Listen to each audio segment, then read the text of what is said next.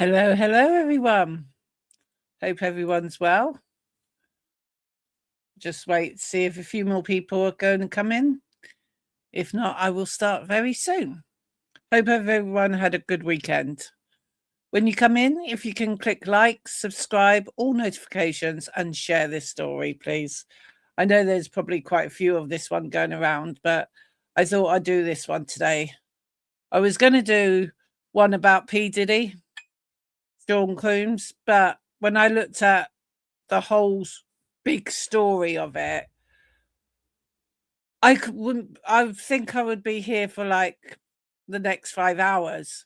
I didn't realize how much of it is about him and all the people he sexually abused and beat up and everything. But a friend of mine just said to me on a text message that there's a Netflix like drama, well, film or documentary on him. So I might watch that later today, and that depending how long it's going to be on for. But yeah, I was going to do him, and then as I was like researching, I was thinking, how can I put this one together?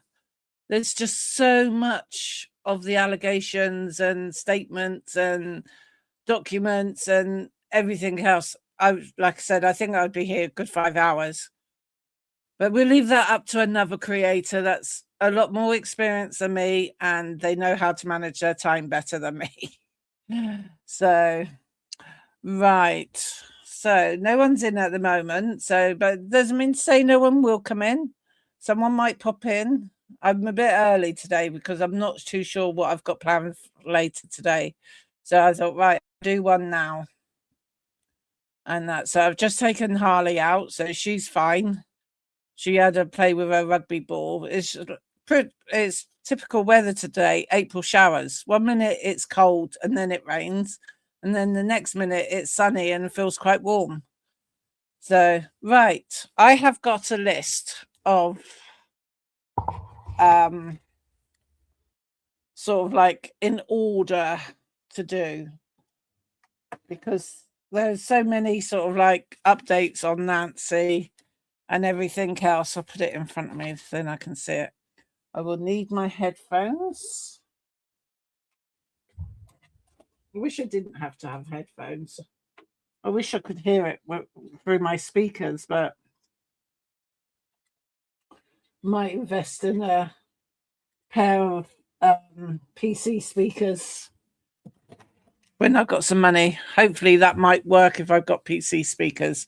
I'll have to ask a few crime creators, will headphones work better than, say, if I got PC speakers? I know with PC speakers, everyone, in my household would hear what I'm doing, which I don't mind because it's just me and my son. Right. So let's put this on ready. I hate these. Right. So the first one was about Chris Nanos. So let me just see if I can find that one. My mouse doesn't want to work. So, what can I put up in place? I was going to learn how to do a slideshow, so when I'm reading these out, you can see what I'm reading. But I'll share this screen anyway. Which one was it I wanted? Not that one, because I've got quite a big show today. No, it wasn't that one. It wasn't that one. Was it that one? Oh, I don't know. That's a video. Where was I going to go? Right, I think it was this one. Yeah, this one. So that one. So let's go back in. That one. Right, make sure you can see what I can see. Nope, you can't, so it's good job. Why wouldn't it share this screen then? Add to stage. Come on. This is being a donkey. There we go. Right. So I need to come over here. So Nancy Guthrie, I hate these adverts. Nancy Guthrie gets huge update as officer lifts lid on department staffing issues. Now, I believe today is 72 days since Nancy's gone missing. What do we know? Who has her? What was their reason for taking her? And on X, on Coffiner's X, I think it was, someone commented in her thread that they think it's the 3 people they've listed, which I will show you that one and some of their comments as well. So with this one, let me come back to my screen. So I'll just check. You're still seeing what I can see? So a high-ranking official with the Pima County Sheriff's Department is sounding the alarm regarding the investigation into Nancy Guthrie's disappearance. The mother of NBC's Today Show host Savannah Guthrie, in an exclusive conversation with Daily Express US on Sunday, the 12th of April, so that was only yesterday, the official indicated Homicide Division's work in the case has been intentionally kept short-staffed. Why would you, on such a big, high profile, keep to the minimum of staffing levels? I don't know. When questioned about developments in the Nancy Guthrie case, the official described things as super quiet throughout the department. Now, would that be a sign that it's going to go cold? Or is it that they just haven't got anything that they haven't already told us? This follows reports of a mysterious individual who insisted he saw Nancy 5 days ago and provided disturbing evidence that comes after a bombshell. So I've got that video to play in a minute. Well, I'll play it. Yeah, I'll play it next. It's out my sync. They just placed 2 homicide detectives with new guys. So our homicide unit is even less experienced than before. So they are pretty much scaling down from what I can read in between the lines. Said the official who disclosed it before stating, "I'm convinced the destruction is intentional at this point." So what do you think he's trying to say there? I'm convinced the destruction is intentional at this point. Is it got anything to do with Nanos being given 10 days to quit? And well, not to quit, but to come up with evidence and proof of everything that he's been accused of. So I don't know. My mouse doesn't want to work. Hi, anyone that's listening. I don't know what that really means. So I guess we will find out. So the Daily Express US has contacted the communications manager for Pima County Sheriff's Department seeking statements and reports, says the Express US. Nancy, 84, vanished from her residence outside Tucson, Arizona on February the 1st under conditions law enforcement has labeled as suspicious. There's old Nanos there. Don't like him. With the investigation grinding to a halt, genetic genealogist and DNA specialist in CC Moore is directing investigators towards a potentially neglected forensic evidence source. So what do you make of that then? So more informed News Nation, gosh, blimey, my dyslexia is going to be bad today. I'm seeing words that are not there. More informed News Nation that revisiting the location for further DNA collection could prove crucial. It's hard to know what they have already collected, Moore said. It is possible they collected dozens or hundreds of swabs, and they are still going through testing those. It's so hard for a crime scene investigator to know exactly what to swab, since most DNA is invisible to the eye. Sometimes it's just a trained intuition that causes them to swab the correct thing. So I guess in that way, you've got to think in the mind of the perpetrator. You know, you got to think what they did when they were in Nancy's house, bedroom, kitchen. Maybe they used the loo, because he or they were in there for like 40 minutes. DNA is hardly, so it's certainly possible that there is still some DNA there. And in particular, I really think that saliva is the most likely. And that is because of what appeared to be the bite flashlight in his mouth. So we've all seen that image with the flashlight in his mouth. And I'm sure if I was to hold a torch in my mouth, I would dribble all over the place. So, you know, it's really quite hard, but I still can't work out, like many others, why they never took that front door mat for DNA, because that may have had saliva droplets on it. It may have had blood on it as well. I thought when they do DNA, they take everything. I'm sure they tried doing DNA off the door handle and the part of the where the doorbell camera thing was removed. So I'm sure they must have done that, you know, but it's hard to say. And she goes on saying they may not have swabbed exactly the right thing to find that individual's DNA through no fault of their own. It's just because it's hard to know in a house like that, where would you even start other than the obvious places? It's no good them going back in to do DNA testing now, because loads of people have been in there. The idea of doing DNA and forensic work on the crime scene is you do it within like the first 48 hours. You say, right, we're going to have 3 or 4 days of shutting this house down. No one comes in, no one goes out. Everyone's in wearing those hazmat suits, you know, the white suits they're in, and white things over their feet. So you would have thought they would have spent a lot more time to gain DNA than what they did. This development emerges after the puzzling disappearance of an Air Force general shares several eerie parallels to the Nancy case.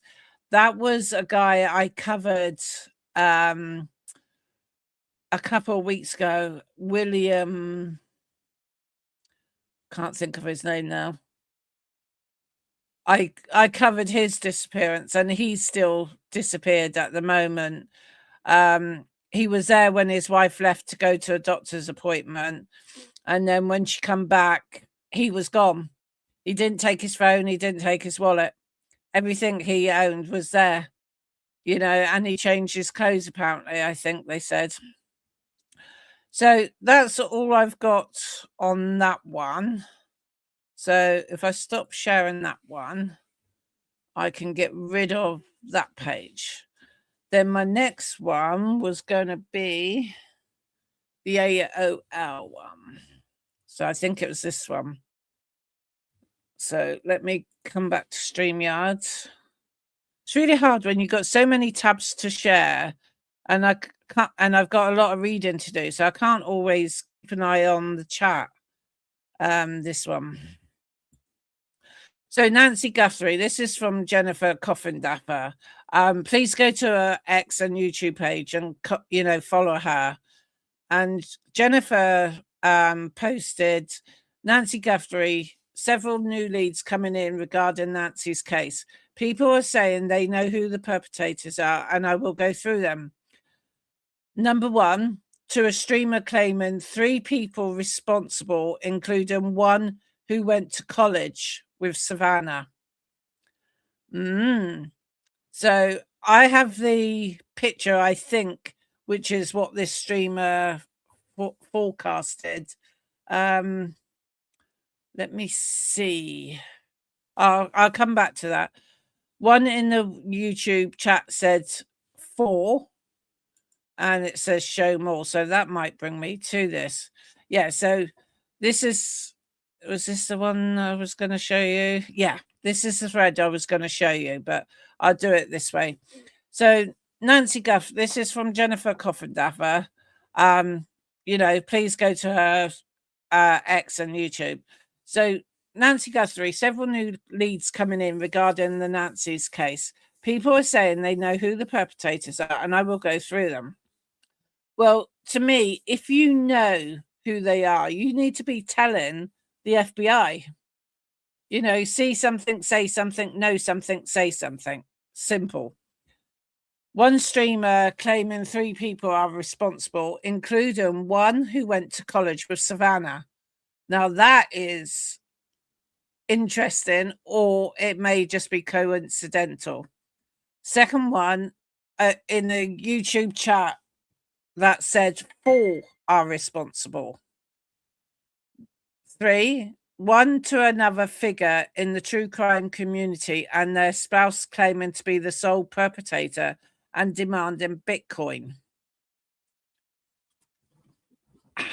How can you not ignore those tips?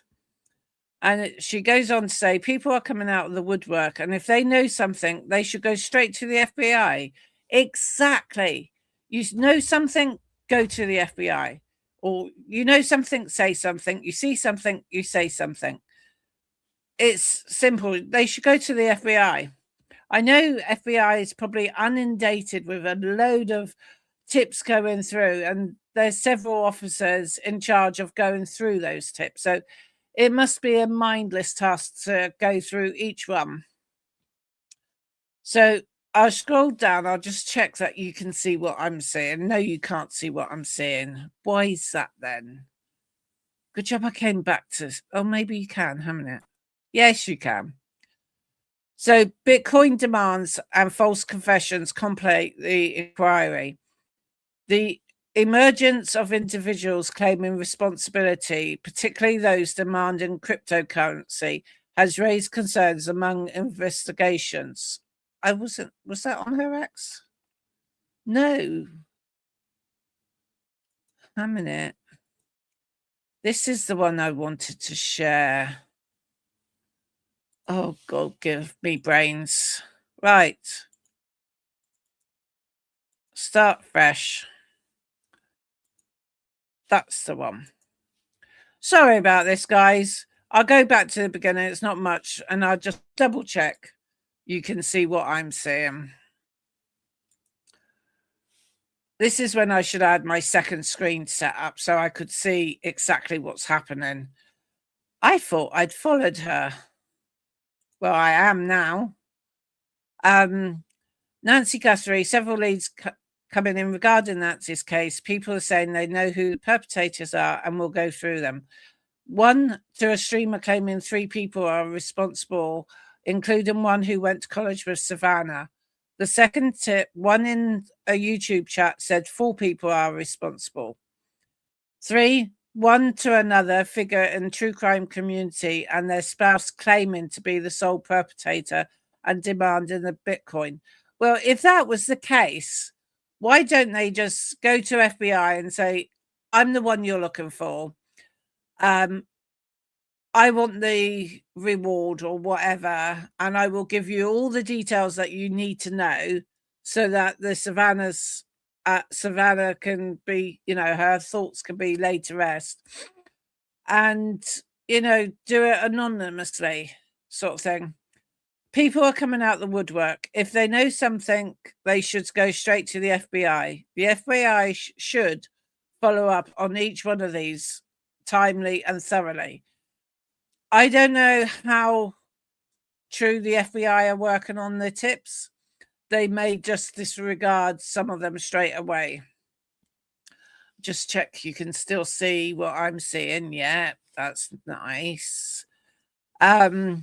So it goes on to say, one person, Madeline, says Nancy stopped attending a regular church service, but started attending a new church group.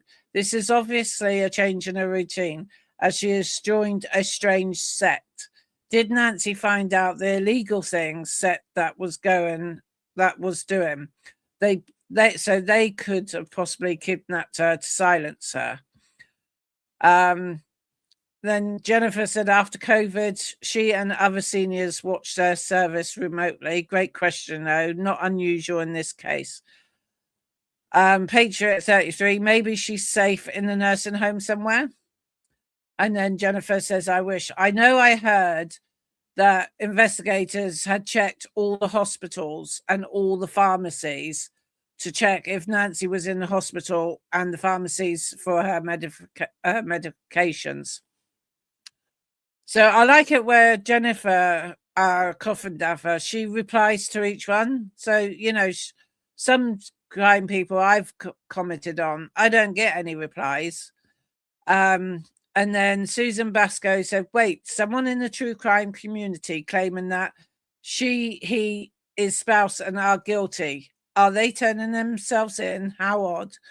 Jennifer goes, meaning they were contacted and told to pay the ransom.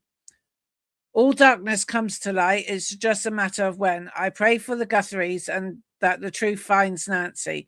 We can deal with the criminal portion of this horrific crime in due time. Never give up hope.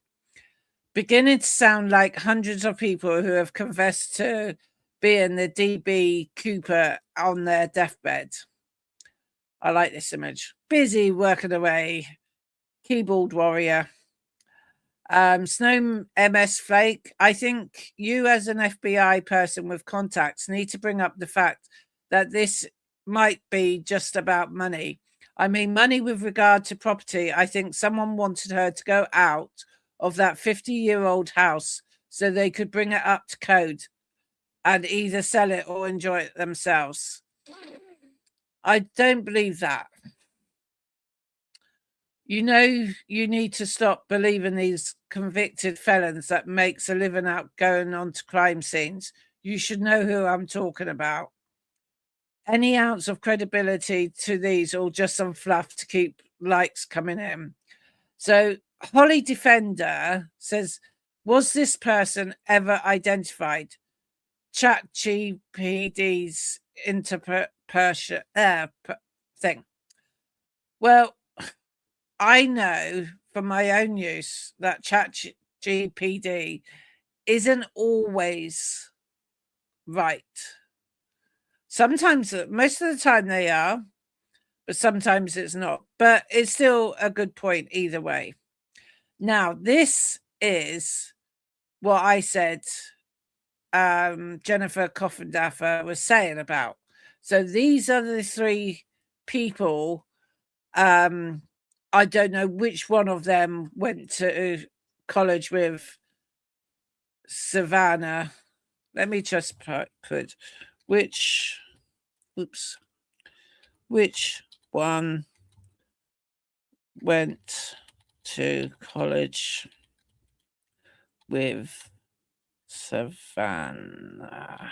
Oops, can't spell. Why have I got caps on?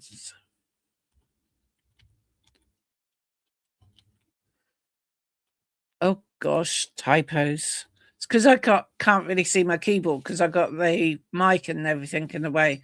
So which one went to college? So Anthony Sanchez, I hope I said that right, Tucson, Arizona.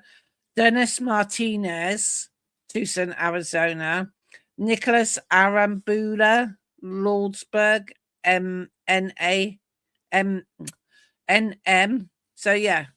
So keep that onto your thoughts of liking. Hi, Sadie's mama. Nice to see you. Oh, hi. Thanks. I'm just slowly going through this, and I thought I'd come in and see who's on here. So I'll just stick you up on the screen there. So thanks. That's really nice. So right, let's get back to where I was going.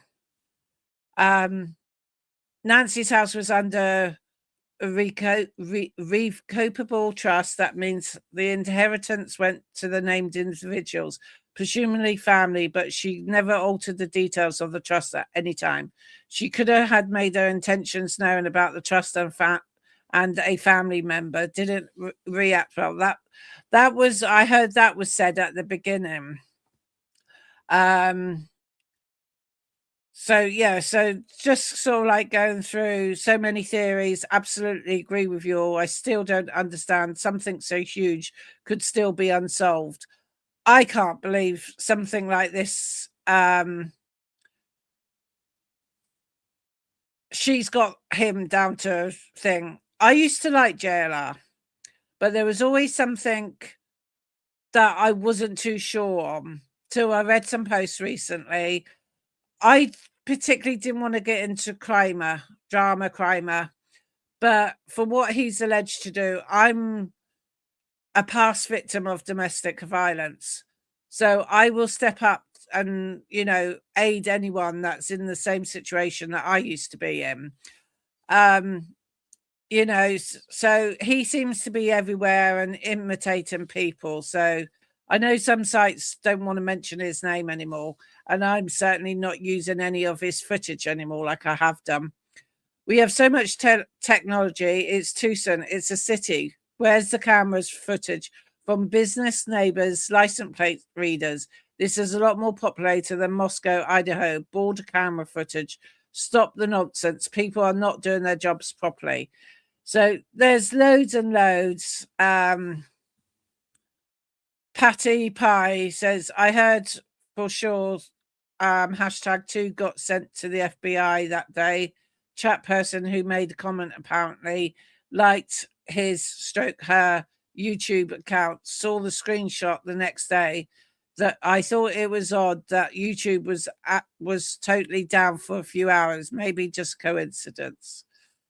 So, right, I'm not going to go through all of these, but you can certainly go on Jennifer Coffin-Daffer's X and have a read. But like I said, I think it's these guys here.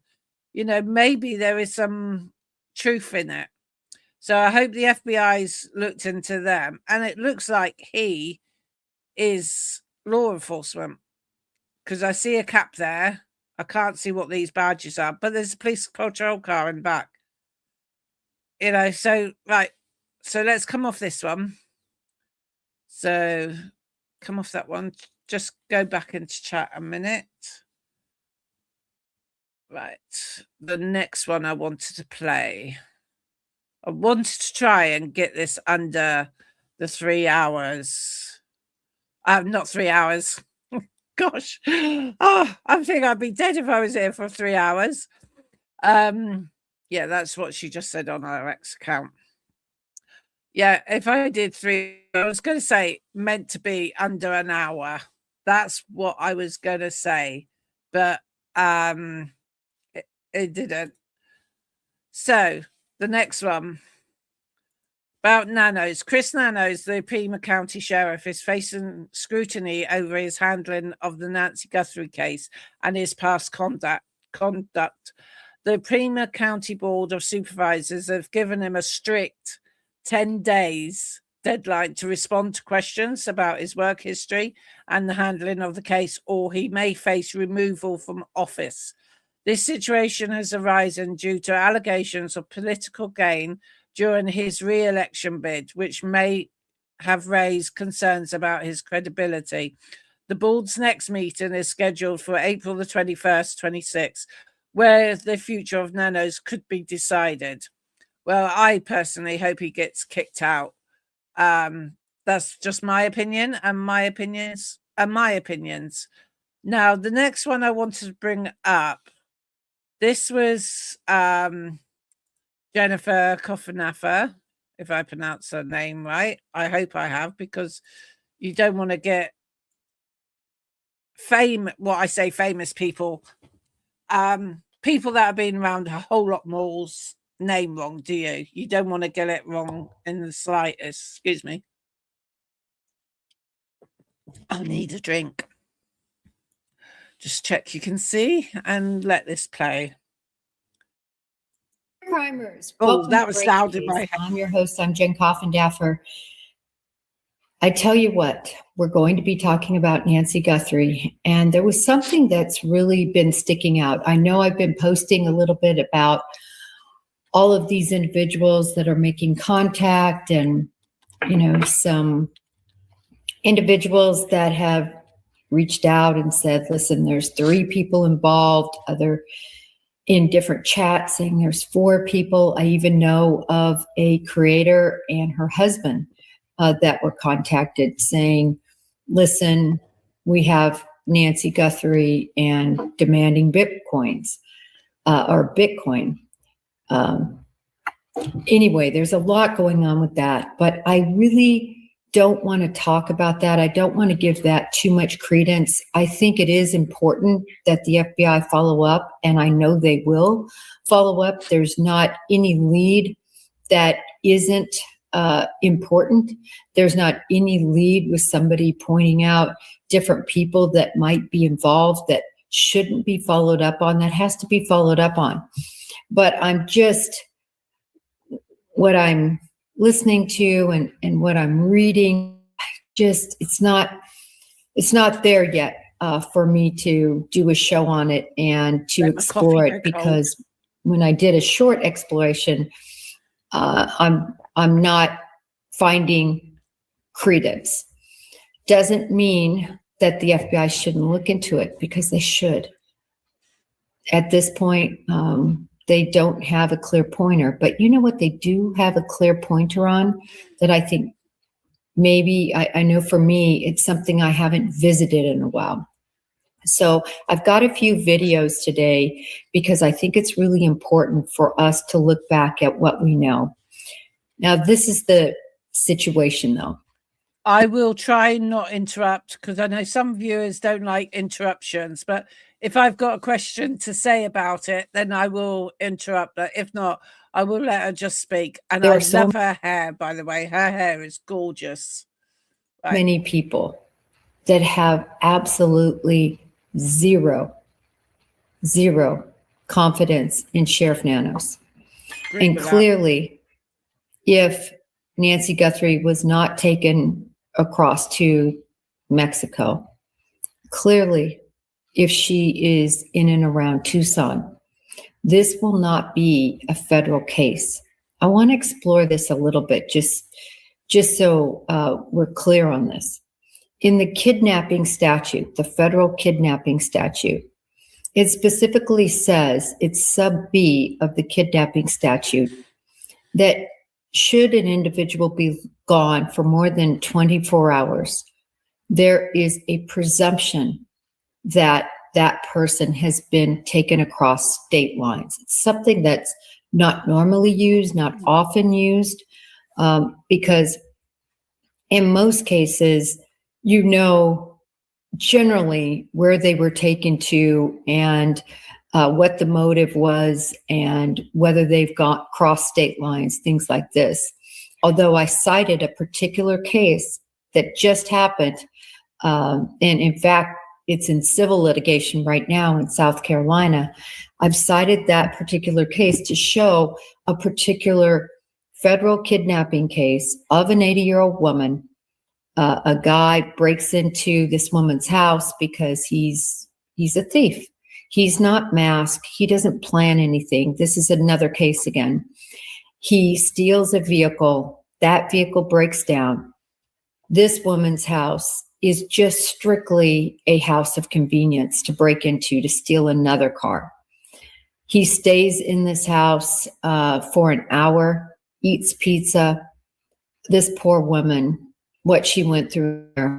Anyway, he grabs her, takes her from South Carolina to North Carolina, back to South Carolina. What? He shoots her in the back of the head and leaves her dead. He's caught. He's been convicted, but there's a civil case currently going on. The reason I bring that up is the FBI handled that case. That was a federal case because it crossed state lines. In this case, because there is no definitive information, at least that we know about, that it's crossed state lines, the Bureau isn't necessarily in charge of this case per se yet. However, I believe they really have taken the lead. I talked about this weeks ago after they moved to the Phoenix office and after the, I'm sorry. Something flashed up there. And after the Guthrie family was taking their house back over, the reason, let me just put this back up here because I want to recognize this person. The reason that I believe the FBI is really pretty much in charge, I mean, they're working it together, but it's because it's an FBI task force and there's just detached individuals from Pima County that are on the task force, but it's an FBI-led task force. Just so, and then also the assistant United States attorneys that were at the Guthrie home. When you look at that, you can see that they are considering the fact that this could be federal. And when I saw that, I have to tell you, it just makes me think that it is likely that she was taken across state lines or across the border, because it makes no sense that this was moved federally to the federal task force and you have assistant United States attorneys at Nancy's house if it's not a federal case. So they know so much more than we do. I know we've heard, again, a lot of negativity that, law enforcement has no idea what's going on.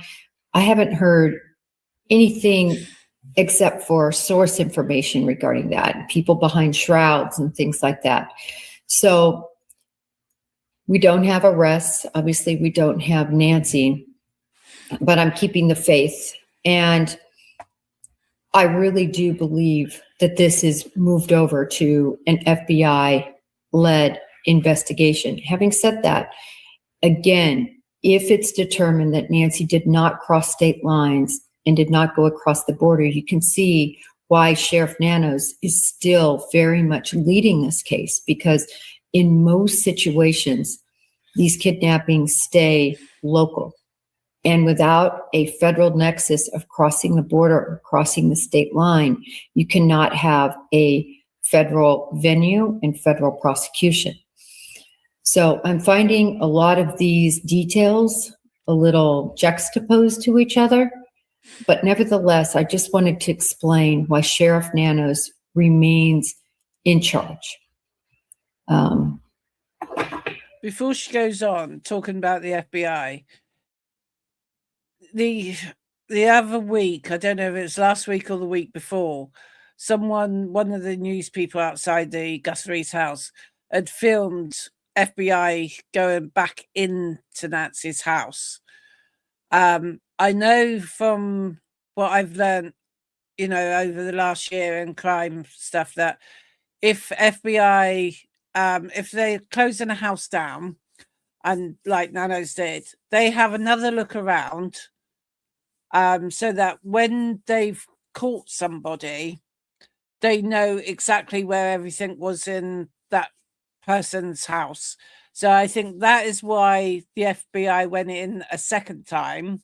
I think it was the second time they went in when there was men and women going in, looking all around. So I think they went in mainly because if it does turn over to be solely FBI doing the case, and FBI brings someone up for charges, they know what Nancy's inside of her house looked like. Jointly in charge, I believe. I believe it's very much jointly in charge. But I want to go back and I want to play a very important recording. And I've always said that once they figure out the motive, they will find the perpetrators. Well, unfortunately, listen to Sheriff Nanos. They have and have had the motive. Here we go.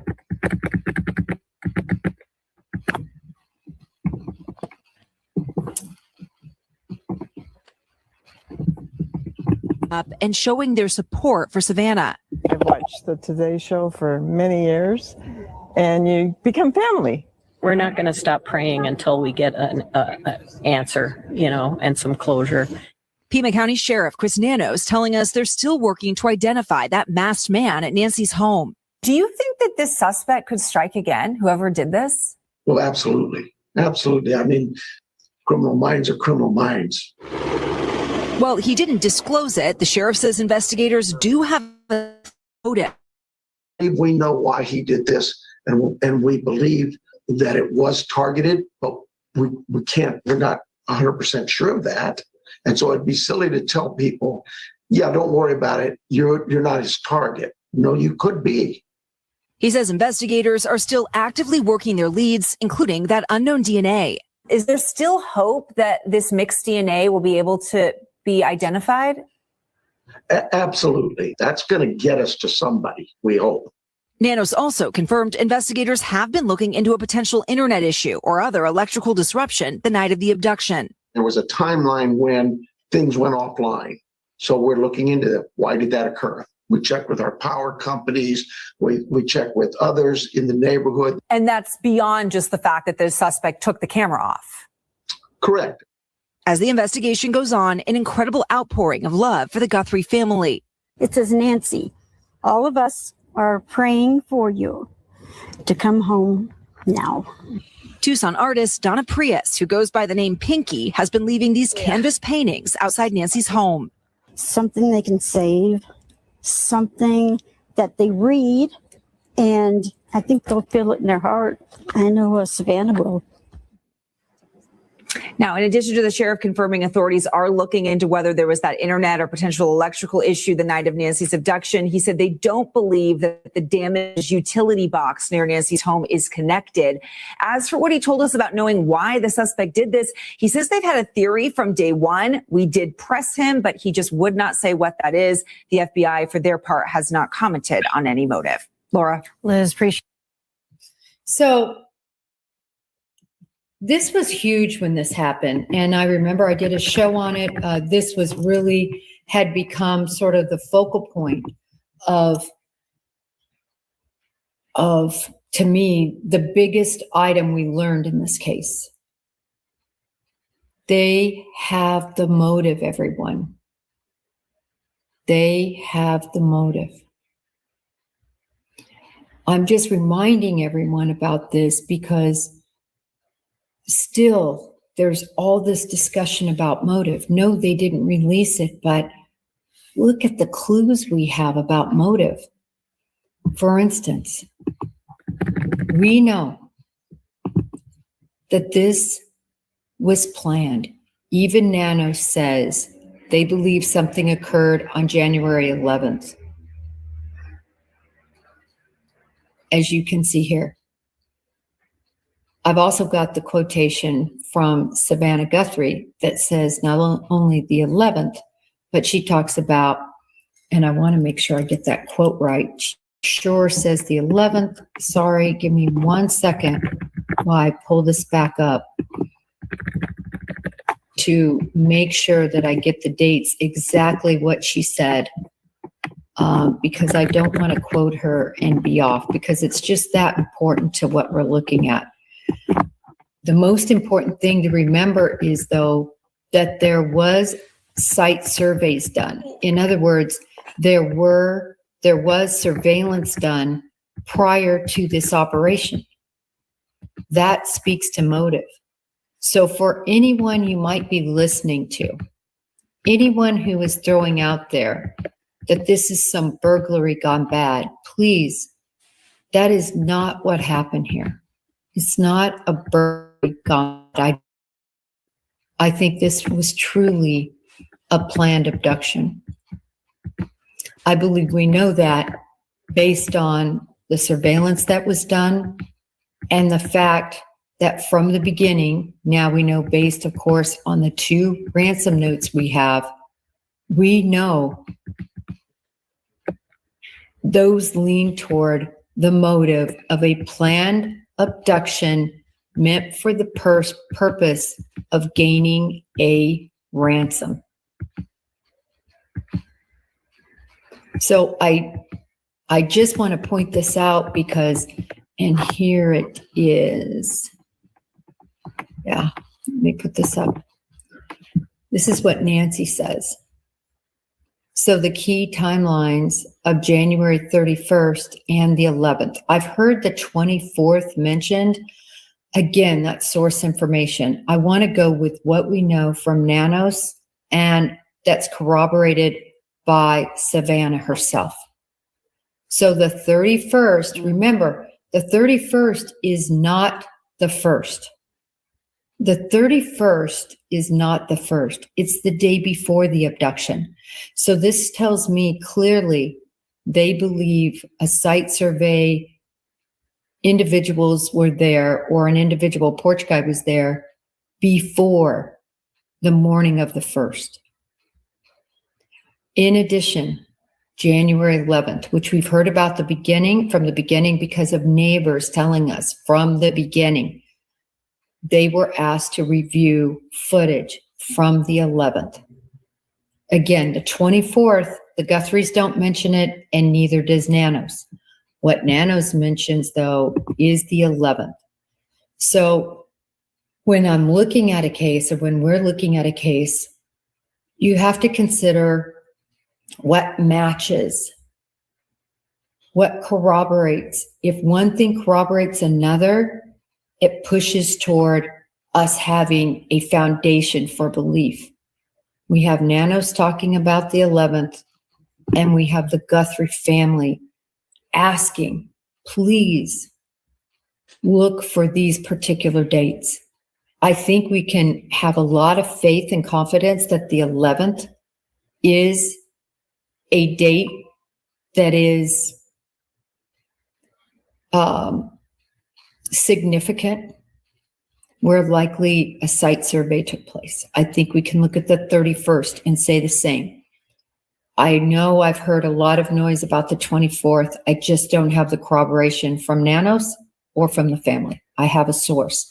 So instill Nanos, the family here, this was well after the 24th, could have said, look at the 24th. They didn't. So I think we have to really keep our eye on the ball with all this information floating around them. And what I try to do is take corroborating things. Now, there was something that Nanos said in here when he spoke that I just played for you that we need to consider. And that is, he talks singularly about the perpetrator. Him, he. Why he did that. His actions. I don't hear any they. Mac McCullum. We love some Mac around here. She's convinced it's just one perpetrator. She says it's not making a lot of sense to her that both in the site survey, we see what appears to be the same guy and porch guy matching. In other words, same guy. That it would be unlucky, so to speak. It doesn't make a lot of sense that if there's more than one involved, we don't see them. Now, I know there's a lot of infrared, seen that out there. There's a lot of other people examining lights, possibilities. In fact, I'm going to bring one up, not on this show, but probably tomorrow, that I'm going to bring forward because it's something I think is worthwhile. But I found that interesting. Let's listen to it one more time, not the whole thing. I'm just going to get the important part, the part that I really want you guys to pay attention to, where he talks about motive, what that motive means. And as always, if you have any information, it is not too late. Oh, I don't want to. Oh, sorry. FBI. Okay, here we go.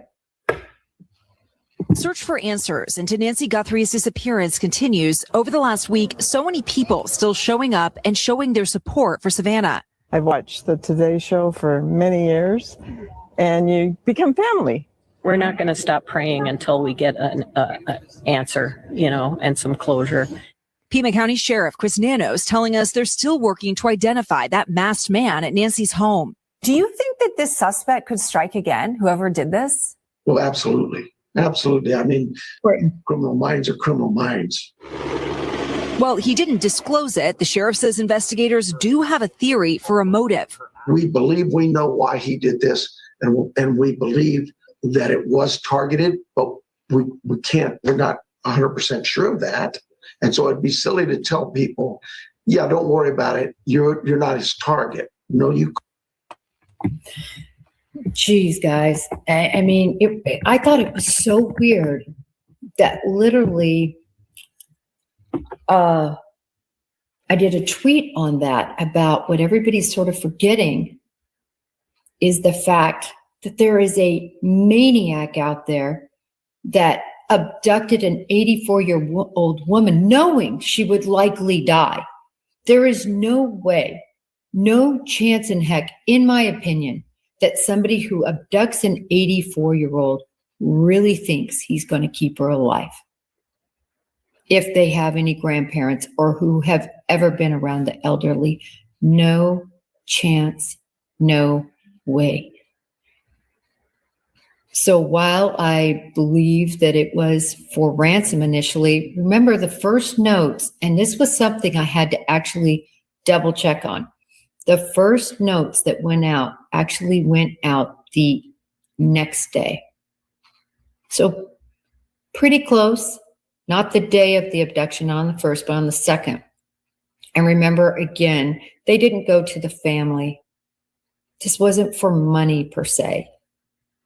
They went to the local stations. And then a day later, 12 hours later, but it made it on the 3rd, they went to TMZ.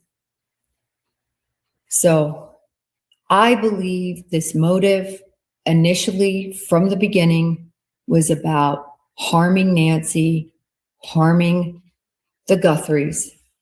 And they sent those ransoms out knowing that there was no proof of life, knowing there was no way in hell the FBI was going to recommend to the Guthries to pay it. So it was just a torturous situation. You know, if you don't pay by the 5th, something grave was going to happen. And then if you don't pay by the 9th, we're going to kill her. That's what I believe the notes said in a nutshell regarding this, because I'm judging that from the response of the family. So the key points here. Number 1, Nanos, he says, and he knows whether he talks out of both sides of his mouth or whether you believe he speaks truth or not, he knows, he's in the know. So when I'm listening to source information that's literally 2 layers removed, listen close to some of these sources.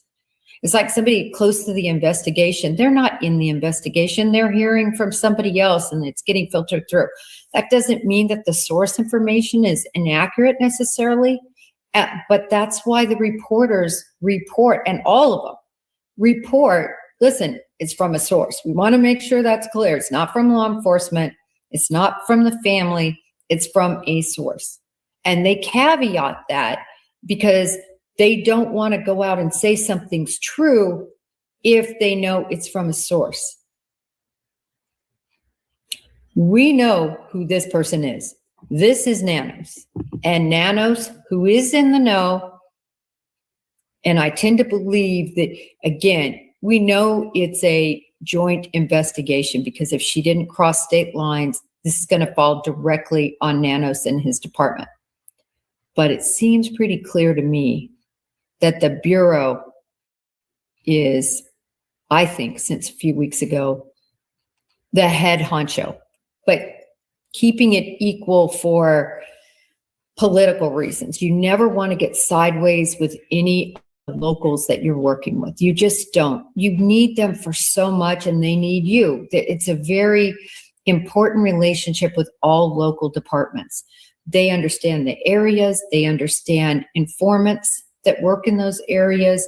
They understand who lives where, the uniqueness of their landscape, of just the immigration issues that are there. They understand no matter what jurisdiction you're in, they are important. The other thing is these local guys, they get down and dirty with these violent crime cases much more than the FBI typically, unless you've been an FBI assigned to resident agencies where you have to get down and dirty, or on a task force specifically assigned where your office is in the gang unit and you're working elbow to elbow with these guys every day. You're getting down and dirty with them. It's the locals that are getting down and dirty with these violent crimes. It's not the Bureau. And unless, like I said, you are an agent embedded, we call it, with a particular department on a violent crime squad or gang squad. So I just wanted to give you that background about kind of how it works and about what Nanos says. They have the motive. And this is the key. They have the motive, and it doesn't make anyone safe. True. They have the motive. And this knucklehead's out there. And even though they believe it's targeted, I've always said this, once you have one target, what makes the person think they're not going to move to another target? So let's dig deeper into this motive that they already say they know, okay? Dig a bit deeper. Here again, let's talk about what Savannah says about the target. Do you think because of me? Sorry, I was listening to that earlier, so sorry. He saw very clearly right away what this was. And Talking even on the phone, when I called him, he knew. He knew. And he said, I think she's been kidnapped for ransom. And I said, Yeah. What? Yeah. Well, why? What? And then, I mean, it sounds so like, how dumb could I be? But I didn't want to believe. I just said, do you think because of me?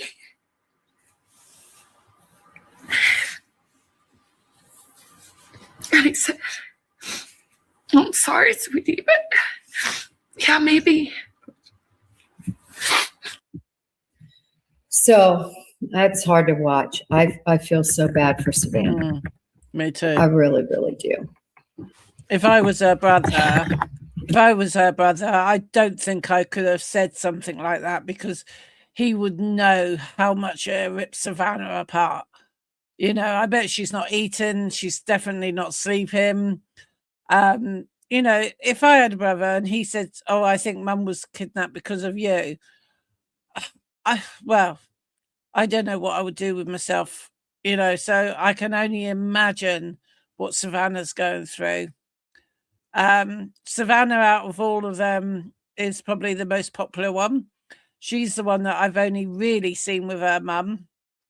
You don't really see a lot about Annie being with her mum on the thing, even though they only lived a couple miles down the road. But yeah, but that bit that she played about Savannah is really hard to watch. You know, first time I heard it, I had tears to my eyes, you know, because it is gut-wrenching. It really is a gut-wrenching thought, wondering or knowing after you've been told that your mum's gone missing for ransom because of you. You know, that is so hard to take. The torture that they have put that woman through and her whole family is just sick. So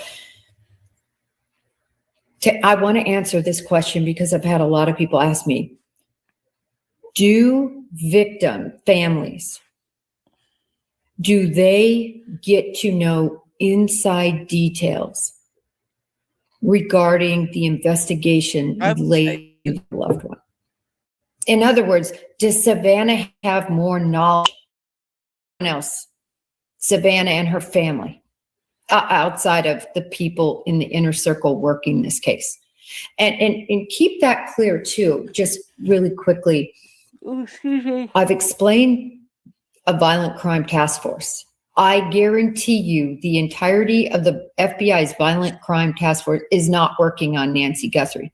There are agents and officers assigned. Pima County is probably 100%. Those officers from Pima are 100% on it.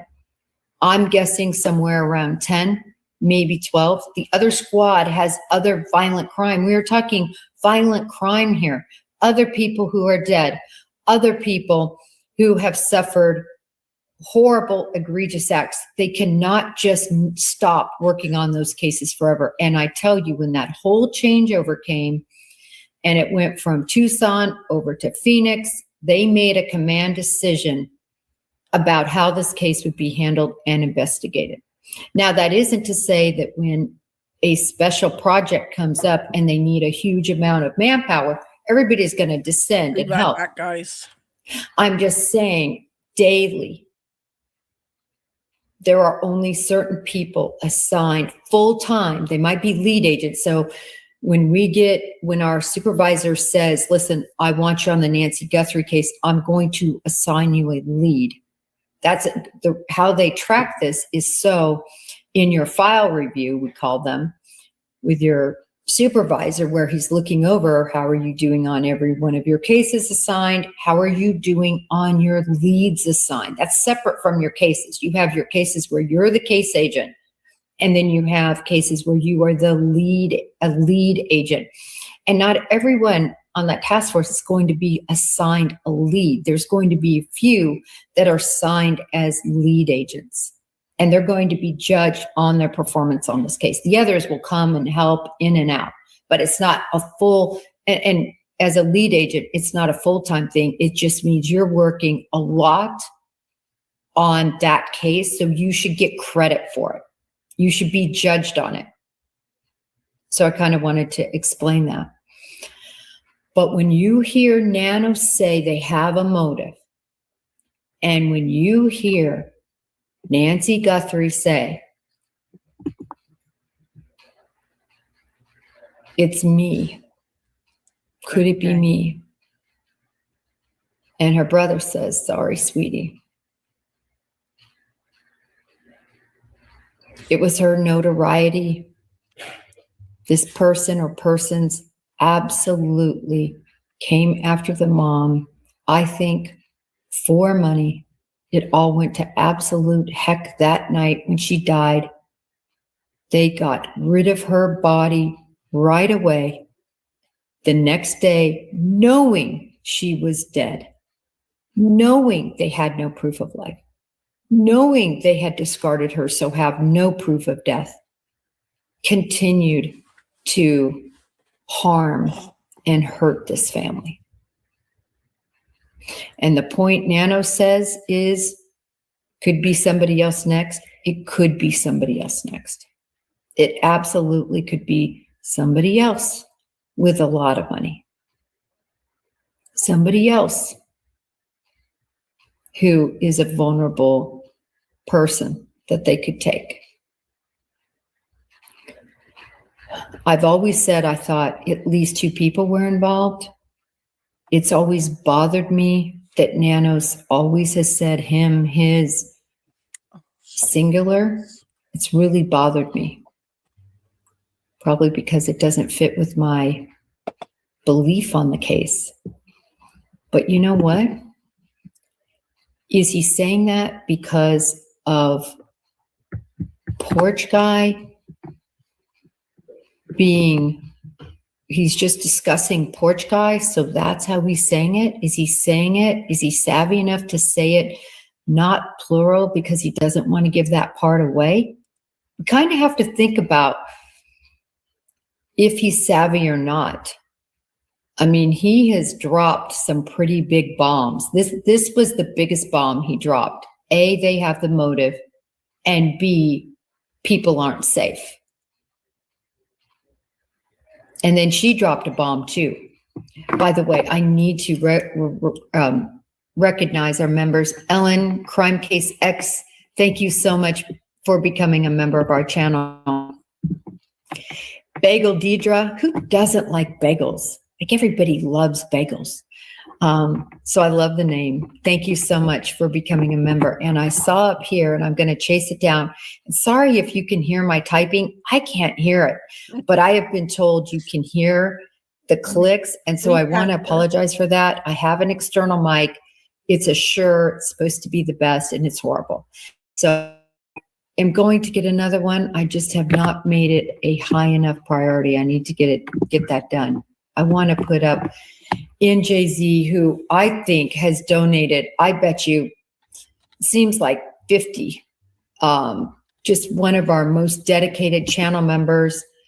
NJZ, thank you so, so much. I really appreciate it for donating that. And I'm so glad that somebody is going to get that membership. Thank you. Oh, good. Thank you. I think that was Sophia says, I like the click. Thank you so much. I felt so bad because a lot of people were complaining about the, oh, good. Sung bits, Laura. Thank you. I was feeling so bad about the clicking. I am going to get another. I just need to land. I've been traveling and I've got to land soon.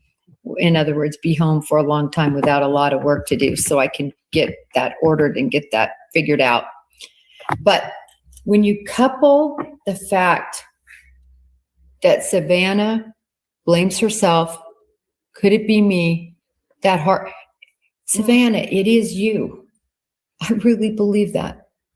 I think everybody has known it from the beginning.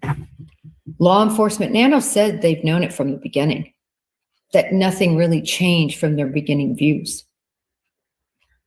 First notes came in. They saw the first notes on day 2, everyone. The first ransom notes that Savannah says are real on February 2nd. On February 3rd, Ian got it. And I had been going too much with that February 3rd date. I apologize because I was saying essentially it was 3 days. In other words, the entirety of the first, the entirety of the second, and most of the third, meaning 3 days. And I have been the one that's kind of put that out there. But really, it was just about 24 to 48 hours was the first note. And then 48 hours to 72 hours was the note to TMZ in that time frame. After Nancy was dead. And that's why I continue to say, this is about a true hate and resentment and knife in the chest more than once to the Guthrie family. Could anybody else be next? Of course. That's why Nanos told people that. I wouldn't want to be living around this area if I had a lot of money. And I keep bringing up this case. I'm just going to throw it out there again for those of you who might not have heard my live when I talked about this. Only about an hour to an hour and a half north in Scottsdale, Arizona, in another affluent area. Does everybody know that the day before Nancy was abducted, on the 31st of January, 2 knuckleheads drove 6.5 hours. They had $1,000 to buy uniforms and pay for gas and do what they needed to do. Seed money, money to eat, money to get a hotel. And they hit a house an hour and a half north, an affluent family. They tied the mom and the dad up. They beat them and they demanded cryptocurrency. I believe in that case, it was 60 million. This case was only 6 million. And they were directed by 2 people who, as far as I know, I keep paying attention to this story, waiting for a break in the public, but I don't see it. 2 anonymous people that they were conferring with on Signal, on the Signal app. And these 2 knuckleheads that were only 17 and 16 never knew each other before this. So this is dark web stuff, right? This is, you know, do you want to commit a kidnapping? Follow me. Red and 8 were the pseudonames. I did read an article, though, recently that said that said in this case with Red and 8, I did read an article where it said the Bureau was not part of the investigation at that time. That was probably a week and a half, 2 weeks ago. I don't know why, because these kids traveled across California.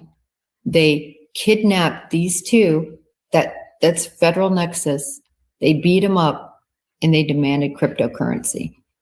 You see a lot of similarities. This, though, seems so personal, but even that case was personal. That case was personal. They beat them, broke into their home, into their expensive Scottsdale home. I don't know. I just hope the Bureau at least looked at it. If they looked at it and said, nah, it's not related, fine. I hope they looked at it. But the motive is known. And the only motive that makes sense was Savannah Guthrie's money and her limelight with her mother, and the ease at which to find her mother, who had been in her house for 50 years. The ease of which to get into that house. I mean, those back doors that don't have deadbolts, that just have the little turn, I can get into those in 10 seconds. I don't even need a tool. I mean, other than common things you have around the house. And so can anybody else. So my point is that I really, truly believe that they do have the motive. I believe it was money. I believe it went horribly wrong. And I believe these people took joy in having the Guthrie family suffer. Is there anyone next on the list? Will it stop with the Guthries? I don't know. I don't know. I just wanted to bring that up again. We talked about it before, but with all this that I see spinning around on social media, I felt like I needed to revisit that. Everyone, you are fantastic for joining me. I know it was a late notice. I wasn't sure when I thought it was going to have to be a really late show tonight. So I'm so glad I was able to find this block right before. Actually, I'm getting ready to head to the airport right now. And so it's been a great trip. Anytime you can be with really, really close friends, it's a good time. So I was with all my girlfriends and it was fabulous. So you're looking, she's got a green thumb. So her whole house, there's like plants everywhere. And outside, her garden is massive and amazing. And we're both gardeners. So I'm always calling her, upset. I'm like, I won't say her name. We'll call her T. Right. So that was from Jennifer Koffenaffer. It's gone on a lot longer than I planned. I didn't expect it to be this long, but it's one of those things, isn't it? Now, I've only got a couple of things. Let me take that page off. Look, my tab's getting smaller and smaller now. Right, so yeah, I was going to show this one. Share screen. So I'll just check. So Nancy Guthrie case gets a major update. I can take these off for a minute. I hate them being on. Nancy Guthrie case gets a major updates. Insider claims destruction is intentional. Just check that you can. My mouse never wants to go where I want it to go. Right, so you can see. Now I need glasses on. Yeah, I think I already said that. I'll quickly say it again. A senior officer with Pima County Sheriff's Department is raising alarm about the investigations into the disappearance of Nancy Guthrie, mother of NBC's Today's anchor Savannah Guthrie. Speaking exclusively to the Daily Express US on Sunday, the 12th of April, the officer suggested the homicide unit handling the case has been deliberately understaffed.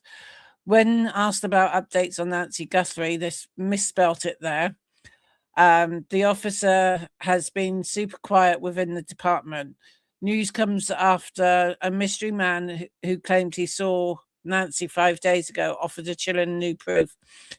They homicide detectives with new guys, so our homicide unit is even less experienced than before.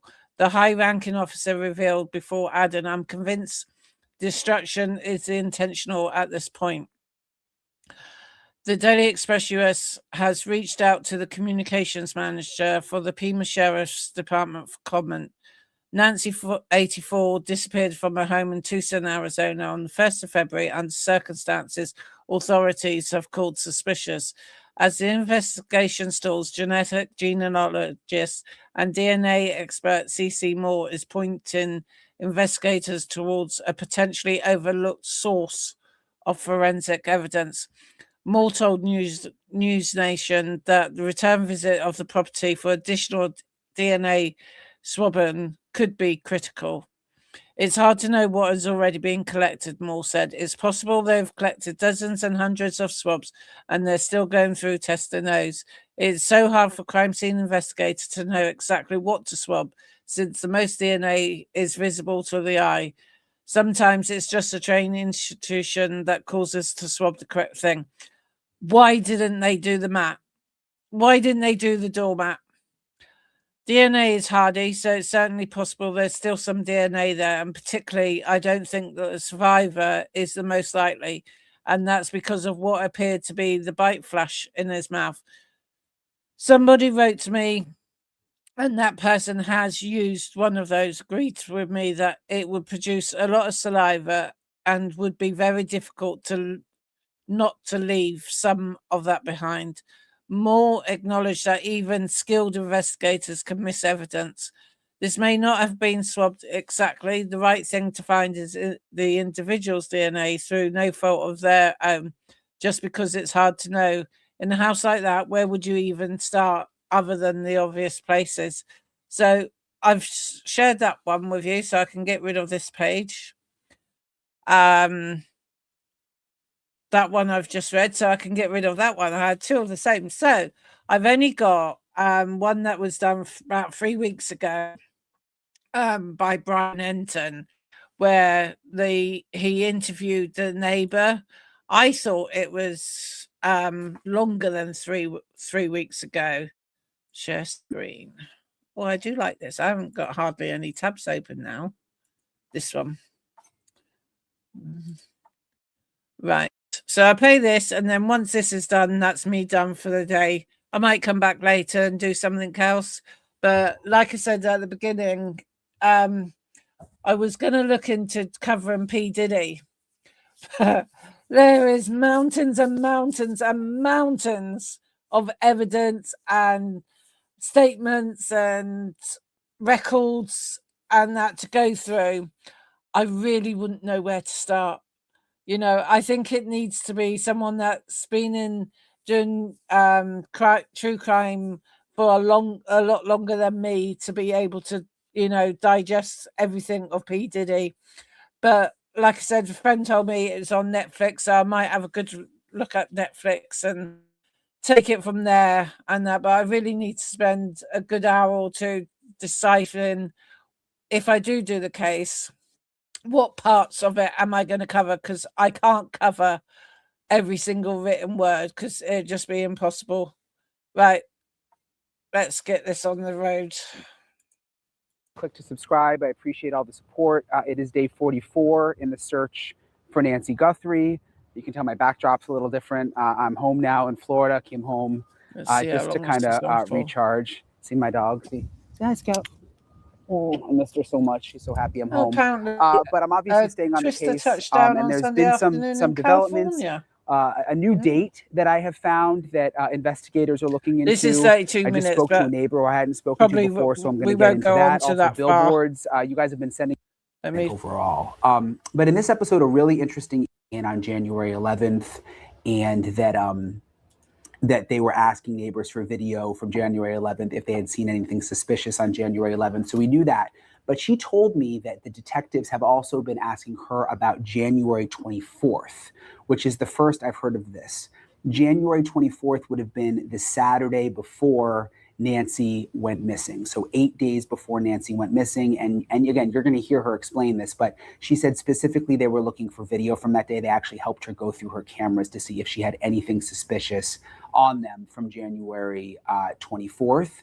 It's interesting that that's on a weekend and that January 11th is also on a weekend. It's just kind of stood out to me. I don't know if they think that this suspect may have been someone who worked during the week that would come and case the neighborhood on the weekends. That I don't know, but I know that they have been interested in January 20th, a person to open the door to so that he can assist in bringing out the front, but that they didn't gain. There hasn't been a press conference in so long. But when the FBI were part of that initial press conference, Arizona, but they seem to be popping up kind of all over the region and in other states. And I know that some of them were up this weekend because you guys saw them. So I want to get to my interview with Laura because, again, there's a lot that she talked about that I hadn't heard before. Also, a really, really nice lady. It was nice meeting all these people in the neighborhood who I'm still in touch with constantly. So I wanted you guys to hear my conversation with Laura. What are your thoughts? I mean, it's now, been more than 40 days. Where's your mind at right now? I think I've appreciated having a little bit of a break the last week or two, where it's Nancy's disappearance isn't in the media all the time, in part because it gives me a break because I've been contacted a lot. And it lets me kind of get on with my life and things that I've kind of put on hold for a while. But just like how I felt after the death of my parents, distance and time from the event gives you a little bit of calm and peace, but it also, you realize it's already been a month and I can't believe they've been gone for a month already. So it kind of both sides, feeling a bit of sorrow along with feeling like personally it's given me a little more space with my neighbors and to kind of carry on with my life, but also in complete disbelief that we don't know where she is.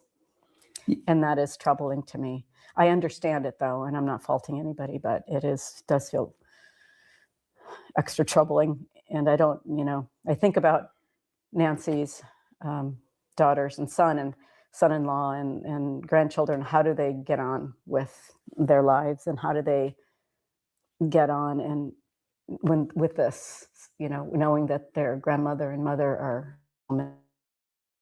Yeah, the sheriff said, he was asked, do you think this person can strike again? And he said, absolutely, which is not something I've heard him say before. But then he went on to say, but we believe it was targeted, but we don't really know. Are you nervous? Are people nervous? I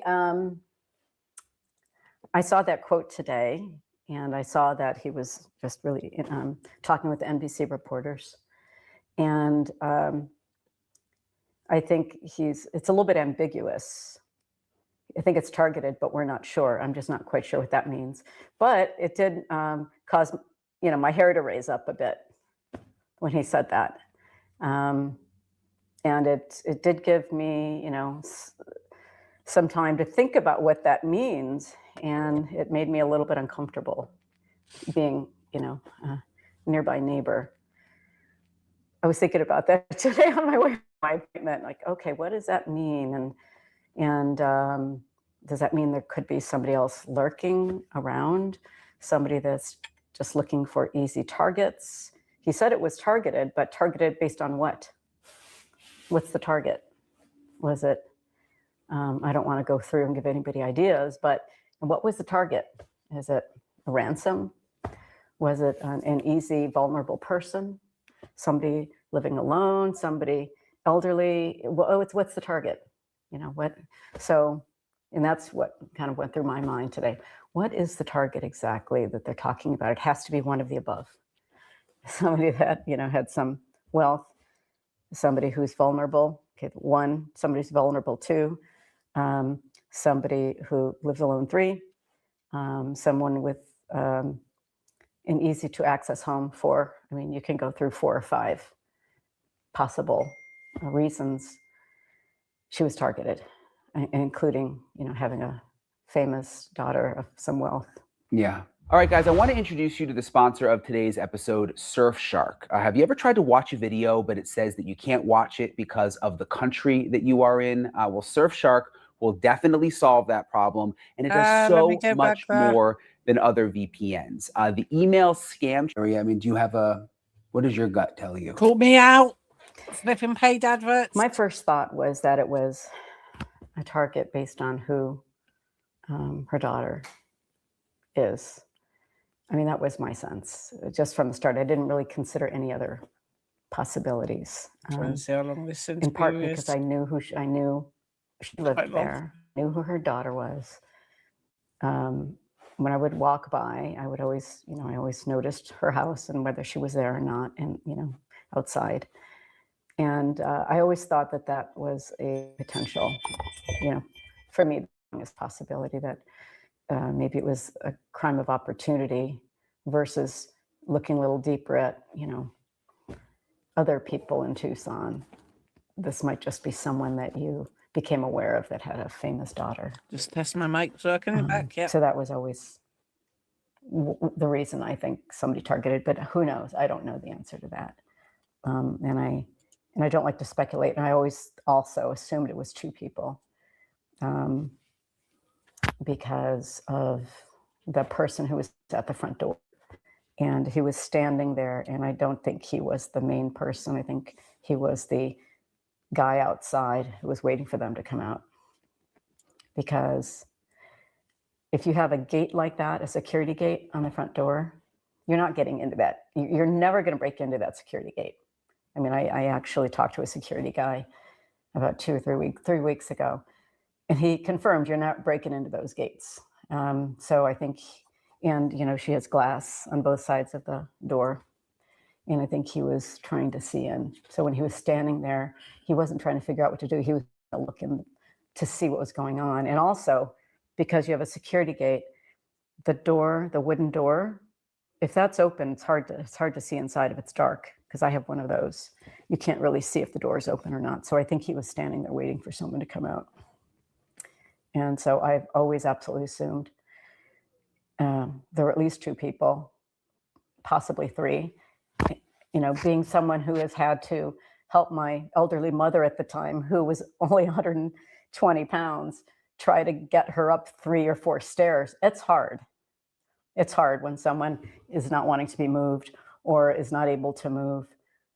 So the thought that one person could move, a 140, 150 pound woman who's maybe not wanting to move is not, for me, reasonable to think. Person could do that, yeah. Yeah, no. Having lifted my parents, right? Yeah, I think that's one reason you talk about your parents. I think that's one reason so many people are so invested in this story. Yeah. Because they think about their own parents. Yeah. And you're always worried about your parents when they get old and people taking advantage. And you hear about all the scams today. You know what I mean? I think this resonates with people for that reason. I think it does. And I think I am sure it's caused people to look at their own parents' living situation. I mean, my parents live right there in this, you can see, in that building attached to my house. And safety, we moved him there. That was one of the reasons, for his own safety. And so you think about your parents all the time. And I'm sure you don't want hindsight to be 20/20, but unfortunately, that's when you start looking at things like many of us have. We started examining our own homes and situations, and what else? Are we secure? Is there something more we can do? Can I have a brighter camera? Do I need more cameras? So are you going to make changes for yourself, you think? Yeah, without disclosing. Yeah, I understand, but it's actually making you do things. Yeah, I guess I would too. Yeah. You're so close to Nancy's house. I mean, yeah. I mean, I think for the most part, most people I think are kind of reconsidering their own situations and looking for vulnerabilities. In fact, I know the sheriff's department, I think they have a corps, like a volunteer corps, that will do security inspections for your home and look for vulnerabilities. And, Yeah. And so I became aware of that, and I've been sharing that information with people who I happen to talk to. Has the FBI or detectives, have they come here at all? Yeah. Yeah, I think the sheriff's deputies were here twice. FBI was here probably 3 times, including last Friday. Guys. They, of course, you get a knock at the front door. I'm like, And I can see, I've got the big window there. I can see who's there, and I made him flash his badge before I opened the door, which I wouldn't have done before. And so they came. They had more dates they wanted to look at, and we sat and looked through my cameras. Oh, specific dates? Yeah. Do you mind saying what dates those were? I mean, I know January 11th has been a big one. Did that one come up? Yeah, we went back through. I don't know if there was more to why they asked, because I've already gone through my cameras, and there was nothing on there but wildlife. And the other date was the 24th. The 24th of January. They were interested in. Mm-hmm. Do your cameras face like all over the sides of the house, or what? I'd rather not say exactly where they face. Yeah, I understand. But the one that. So you notice she said the 24th of January, same as what Jennifer Coffenaffer said. But not a lot's been spoken about the 24th of January. Did record a series around that date? We're just picking up animals. Animals, okay. But they had specific dates they were interested in. Yeah. Did they see anything else they asked you that sort of out? No, I think they just wanted to. Maybe it was a different group of people. I'm not sure. I mean, it wasn't the same guys who came, but they just basically asked the same questions that I've been asked before. We spent about maybe 25 minutes together. And that was it. We went through. I think just in some part, they want to make sure that people understand how to look through their cameras, and they're looking. And of course I do. Yeah. It's just I don't really have anything to show them, unfortunately. There's nothing on there. But I think in part they wanted to make sure that people, were accurately looking through the footage. Yeah. And I think in some cases I do know of some people that just turned over their footage and said, you can here's all these dates. Please take. Mine aren't really worth doing that, because there's not much on there. Has there been anything that stood out as you lived here for more than a decade? Like anything strange that's ever happened? I'll ask you that first. Well, one time I had some friends who were here. I was out, they were staying here, and they told me, hey, just let you know, there were some people that walked up to the front of your house, and they were taking a bunch of pictures of your house. I didn't hire anybody to do any work, and I didn't give any permission to take pictures of the front of my house. And if you can't see the front of my house from the street. Right. You have to walk up my driveway. And so that was alarming. And I thought about that the other day, but this was 3 or 4 years ago. I'm just going to assume that they liked the look of my house. Well, you do have a very nice house. So. I just want to assume that maybe they liked the way it looked, but that was a little that was uncomfortable. Yeah. Because I'd never seen that before. Well, like you said, your house is like you really have to come up to it. Yeah. It's not anywhere near the road. One thing I've heard a lot from neighbors is, and even from some of my sources, is like there's a thought that one possibility is the person who did this could be close by, just because they haven't been able to track the cell phone from what we know from outside. You know what I mean? Like that's weird to me. I don't. And they did actually check. Actually, one more question that they did ask me last Friday is whether my internet went down that night. And I said if it did, I was asleep, and probably came up the next day. And plus, I have new internet service from that time to 2 weeks ago. I had to change internet service. So, but I looked back on my Xfinity account to see if it cut out, but I didn't find anything. Okay. So, and then I mean that's, it's entirely possible. But I kind of know who's in these, and they're all like me. They're all they're all kind of normal people. Yep. I did, notify the like day 1 or 2 or 3, notify I got a call with, I think it was a special agent, I think it was FBI, that there was a recent turnover, and there's not that many rentals around here, but there was a rental nearby, and whoever lived there had moved out a few days of this happening. They had moved out a few days before because the cars were gone. So I just became, see something, say something. So I thought it's probably nothing, but I'm just gonna I'm gonna call. I'm gonna talk to them and just let them know that there was somebody living there and they're not there anymore. And so I confirmed with a couple of the neighbors, did in fact you see those cars aren't there? He said, yeah, they just moved out. Yeah. And these neighbors that I spoke with didn't have any footage of it because they're stopped at their driveway. Well, that's the thing people don't get is the footage here. People's houses are set back. Yeah. It's not like footage from the front door is gonna get people out on the street or Well, and I think in neighborhoods where it's just a regular neighborhood, houses are closer together, and they're not set back behind greenery, trees, shrubs. It wouldn't be that out of ordinary to catch cars passing by. I know in California, my house did. Every time I got in my car in the driveway, my neighbors' lights would go on from across the street. Yeah. I didn't like it, but I realized it's probably a good thing. Right. That anytime there's motion in my driveway, his cameras pick up every movement. So so this is just not the kind of neighborhood where you there are those kind of people. I pretty much know in all those houses. I know who lives in all those houses around the corner. I'm not gonna stay at the street, but around the corner. I know her next door neighbor. I know the people up the stack. I know who he is. So it's, they're kind of all. What's the mood among the neighbors? I mean, you seem pretty calm. It varies.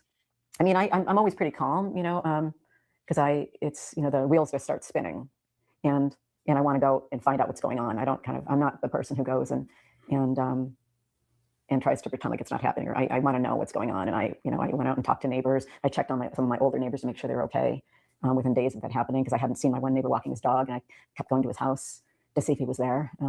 So that's, I kind of, you see there's quite a few older folks in the neighborhood, and I like to consider I'm not one of the oldest. No. So I kind of felt like I have the bandwidth to go and check on a couple of the neighbors and like the people right across her on the cul-de-sac, So I think people have different, there are people who don't want to talk to,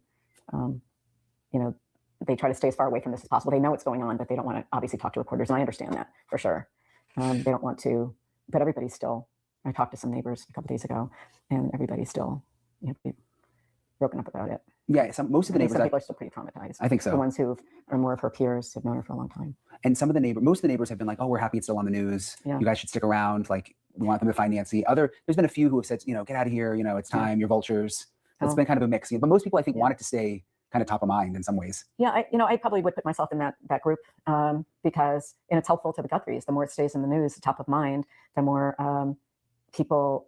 The tips are probably slowing down, right? And the more it stays in the news, the more people say, "Oh, that's right. Whatever happened with that case?" So it keeps it top of mind, and I'm sure that it's helpful to law enforcement to keep it out there versus people forgetting about it. I think for me personally, I don't mind it, but then again, I don't live right next door. Right. Yeah. I won't say where you are, but you're close. I'm close. Yeah. Backyards. Yeah. But I know that there was somebody poking around in my neighbor's backyard at 3 a.m. last week, and he wasn't like one of you kind of media guys. Yeah. He's a new media guy, like a YouTube media. In the night, you said? Guy. 3 a.m. She got with her dogs, letting her dogs out. She's like, "Who are you? What are you doing?" On her property? Well, her property, the neighbor's property comes up to her wall, and they were on the other side. So it was technically her neighbor, but she was out in her yard. It's like, it'd like be seeing somebody on the other side of my there. And she went and talked to him. He's like, you can't be there. You're trespassing on somebody's property. And people have guns around here. Yeah. Some people have guns, and some people are more than happy to, Also in the middle of the night like that. 3 a.m. And he came up and talked to her and said, "That's still not okay." I mean, yeah, that's really scary. Yeah. So I think people see all this open space, and I think I'm going to find her. I'm going to claim that money, and I want to be the one to find her. So I'm going to step over there because there's no houses and there's all this open land, but it's actually somebody's property. You can see back here, there's 2 or 3 acres back here, and belongs to someone, right? So that's the sort of thing people don't like. Yeah, that's they want people understandable. to step over the line. Yeah. And for the most part, media people like yourself understand. You have to. To get information, you have to be able to be assertive. You have to be able to go up to people, and you have to, and that's for the most part, people understand that, and they'll say yes or no, I don't want to talk, or I do want to talk. But it's these other people that aren't media trained. They don't know what the rules are, the laws are. That I think for some people has been a nuisance. Have you had any frustrations with law enforcement? I mean, we've heard so much about the sheriff since we got here. No, my first thought was hearing him talk. It was a little cringeworthy. So I thought, oh man, that was not probably the best thing to say. But I can't say that he's not doing his job because I don't know what's happening behind the scenes. Maybe he's not as well media trained. I don't know. But so I can't criticize what he's doing because I don't know what's happening. And that's okay. We should not know everything that's happening. It's really, if it in any way impacts the investigation, if it negatively, impacts the investigation, or it's giving too much information, just because people want to know doesn't mean they should. So I don't know which way, I don't know if he's doing a good job or bad job. I just know that it's not necessarily my business. And if I don't like it, then there's the next election, Right. But I think it's just he caught off guard with the media. And I understand that there was some things going on there too with his personal life. So anything else that you think is important? No, other than that, hasn't been reported or that people, should know? No, I just hope that people keep thinking about this case. I hope that people will continue to especially people in Southern Arizona, keep their eyes open. I can tell you, every time I go out in public, I am looking. It's like I've got Google glasses on, and I'm putting my little AI on faces to see because I feel like I know what this person looks like. As soon as we saw the image, I said, "This is how tall he is. This is how much he weighs. He's got bow legs. He's got lady hips." I know exactly what I'm. Like, okay, I know who this person. I don't know him, but I know what this person looks like. And I think a lot of people kind of figured out. Some people thought it was a woman. Mm-hmm. I think so. And so, keep your eyes open and probably nothing that the sheriff hasn't already said to people. But I personally am always, kind of scanning when I go out, to be honest. At some point it will probably stop. I'll start forgetting, but for now. Probably smart to do that, yeah. Yeah, I mean, yeah, and you can, anybody walking up my driveway is gonna, I'll probably put up signs, no trespassing signs myself, so that I don't have to get into a situation where, it's a terrible thing. Because at one point in our, history over 30 years, it'd be fine for somebody to come to your front door, and they still do here, believe it or not. I have people coming trying to sell me things to my front door. Well, I was kind of nervous coming to your front door, just because it's a walk up, and I'm like, gosh, I feel like people are on edge here. So for a guy to walk up, I'm just like, Oh, I know who you were though. But no, it's, my dogs always tell me when somebody's coming up the driveway. Yeah, So well, you have big dogs too, so. Yeah, and I knew, I recognized you. But it's, you can see in my house, and I can see who's coming up the driveway from over that corner and that corner. So I'm not overly worried, but I am probably a little bit more aware, because the person coming to your house, it says they're trying to sell you their truckload of asphalt, or they see that I could use a yard service, or I could use on a roof. That's not really what they're selling. Yeah. Maybe they just want to come up to the door and see who's here. A lot of people have brought up like contractors. I guess that's a thing here, where there's just kind of, I hate to say shady contractors, but some people have told me that, like, there's people come around, let me clean your windows, let me look at your roof, Well, there's a Right, guys, I'm going to stop it there, mainly because you don't need to really see all of it. So, right, I will end it there. This case still brings answers, doesn't it? Who, what, when, and where. And it's quite good, like I said, on Jennifer Koffenaffer's people that one of these three went to college with Savannah. So I'm wondering if the FBI is looking into that one. I'm sure they are. I'm sure they read all the channels and stuff and glance at what people are doing. Right, so till the next one, I will say goodbye. And please remember to like, share, and subscribe. See you. Bye.